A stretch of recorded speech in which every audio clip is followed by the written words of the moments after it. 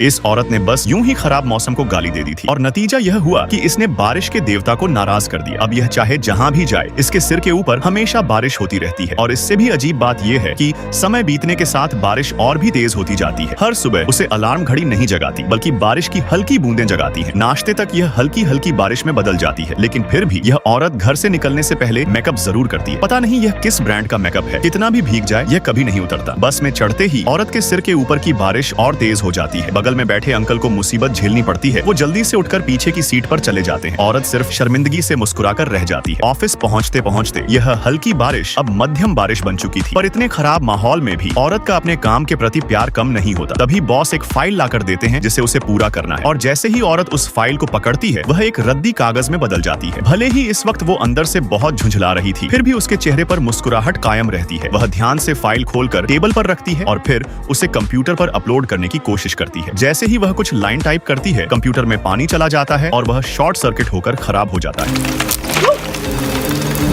बगल वाले कलीग्स उसे अजीब नजरों से देखते हैं क्योंकि यह इस औरत का खराब किया हुआ 88वां कंप्यूटर है। लगता है अब यह काम नहीं हो पाएगा। अपनी शर्मिंदगी छिपाने के लिए औरत जल्दी से ठंडे पानी का एक गिलास भरती है, पर उसका कलीग यह बिल्कुल नहीं समझ पाता। जो काम सिर्फ मुंह खोलकर हो सकता था उसके लिए इतनी मेहनत क्यों करनी। छुट्टी के बाद औरत एक महंगे रेस्टोरेंट में खाना खाने आती है। अब तक बारिश एक भयंकर तूफान बन चुकी थी। जो एक बढ़िया सा राइस बाउल था वह अब पानी में डूबकर सूप बन चुका था। रेस्टोरेंट के बाकी लोग यह देखकर हैरान रह जाते हैं। वेटर तुरंत पूछता है कि क्या उसे कोई मदद चाहिए, पर वह मुस्कुराकर इशारा करती है कि उसे इसकी आदत हो चुकी है। खाना खाने के बाद औरत रेस्टोरेंट से बाहर आती है। उस वक्त बाहर मूसलाधार बारिश हो रही होती है। अच्छा हुआ कि वह घर से छाता लेकर निकली थी, पर छाता खोलते ही उसे पता चलता है कि इसका कोई फायदा नहीं। लगता है बारिश के देवता की सजा अभी खत्म नहीं हुई है। उसके बाद औरत छाता फेंक देती है, आसमान की तरफ देखती है और मुस्कुराती है। चूंकि जब किसी चीज को बदला नहीं जा सकता तो उसका खुशी से सामना करना चाहिए।